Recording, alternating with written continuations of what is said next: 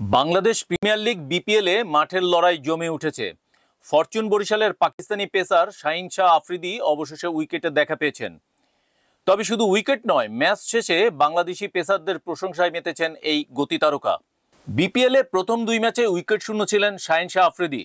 তবে দুর্বার রাজশাহীর বিপক্ষে তৃতীয় ম্যাচে 20 রান খরচায় দুটি গুরুত্বপূর্ণ উইকেট তুলে নিয়েছেন তিনি। সেই সঙ্গে জয় পেয়েছে ফরচুন বরিশাল। ম্যাচ শেষে সংবাদ সম্মেলনে বাংলাদেশি পেসারদের নিয়ে নিজের অভিভূত হওয়ার কথা জানালেন।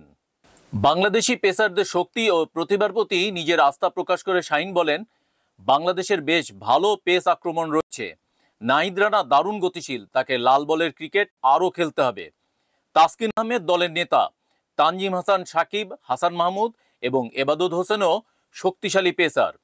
বাংলাদেশি পেসারদের ভবিষ্যৎ নিয়ে আত্মবিশ্বাসী আফ্রিদি মনে করেন, নিয়মিত অনুশীলন ও অভিজ্ঞতার মাধ্যমে তারা আরও পরিণত হবে। শুধু পেসার নয়, বাংলাদেশের মানুষের ক্রিকেট প্রেমেও মুগ্ধ শাহিন আফ্রিদি। সংবাদ সম্মেলনে তিনি বলেন, বাংলাদেশের মানুষ ক্রিকেটকে অনেক ভালোবাসে। মাঠ সবসময় দর্শকে ভরপুর থাকে। বিপিএল খেলতে এসে বেশ ভালো সময় কাটাচ্ছি। মিরপুর ও সিলেটের উইকেট নিয়ে নিজস্ব অভিজ্ঞতা শেয়ার করেছেন আফ্রিদি। তার মতে, মিরপুরের এই উইকেট আগের মতো নয়। এখানে বাউন্স কম, সুইংও তুলনামূলক কম, ফলে টাইট লাইন লেন্থে বল করতে হবে। বিপিএলে নিজের পারফরমেন্স নিয়ে কোনো চাপ অনুভব করছেন না আফ্রিদি। তিনি বলেন, উইকেট না পেলেও আমার কোনো চাপ নেই। আমি অতীত বা ভবিষ্যৎ নিয়ে ভাবি না, শুধু বর্তমান নিয়ে ভাবি। টি-20তে উইকেট পাওয়া সবসময় আপনার হাতে থাকে না, তবে সঠিক প্রসেস ফলো করলেই সাফল্য আসবেই।